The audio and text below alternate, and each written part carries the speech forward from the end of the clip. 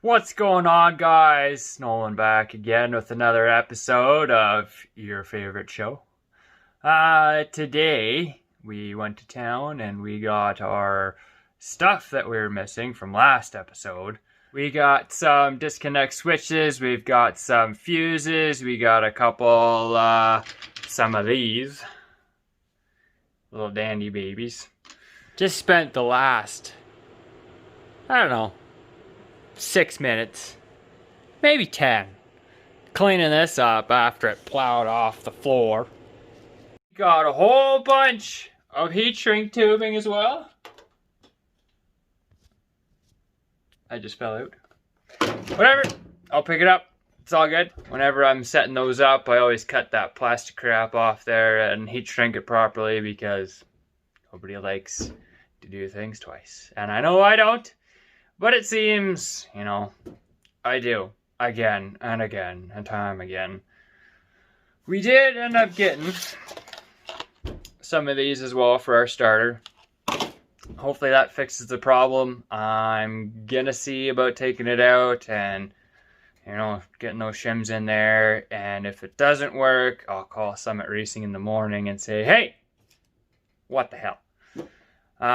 That's where I'm at. I did end up getting a whole gasket set too for the turbo, so all that good stuff with the turbo there will have gaskets and shit won't leak, and I'm doing it properly. I'm gonna take a couple videos of what we're gonna be doing, and I found a really neat spot for this battery disconnect switch. I think you'll love it. Not sure how effective it's going to be. Well, I'm sure it'll be effective, but where it's going to be is... yeah, you'll see. Well, we got a little bit more done. I don't have the proper connectors for the 10 gauge wire that I need.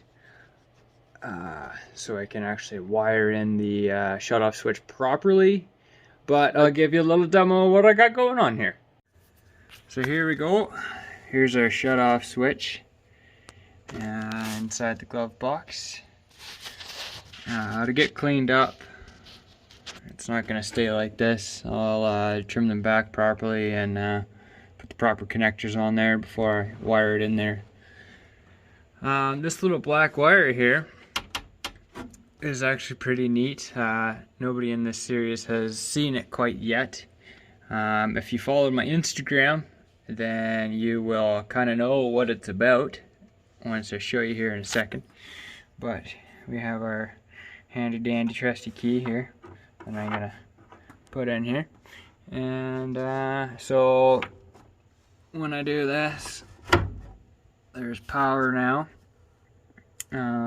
So the power comes from the battery into the switch and that goes directly to our fuse panel, which is down over here. So now we have power at the fuse panel, and we can tell that we have power at the fuse panel. You can barely see it, but we do have lights in the car, and we have lights in the gauges as well. Right there and right there. But that little black wire I showed you, this is what we got going on here. So we got our ignition, our fuel, fan, and roof lights. I need to get 2 more, but should be for fuel. So pretty kind of neat there. I don't mind it one bit. But, yeah, getting somewhere.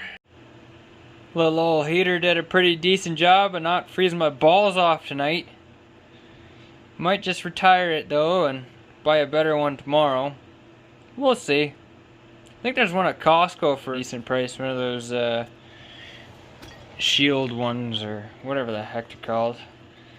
But yeah, there's definitely, when you're working in a shop, you definitely need some heat or some kind. As there's been a couple nights that I've been in here that has been pretty chilly, and then you get into the I'm too cold to work So, thank you, hater. I appreciate you. Well, that's gonna be about it for tonight. It's a little late. I gotta get up for work in the morning. Got some decent stuff done.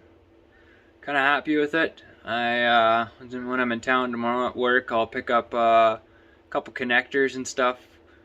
A couple lights that I forgot to get today. Other than that, pretty pleased with the progress for the evening. Just keep chugging along on the car and get her done. See you next time.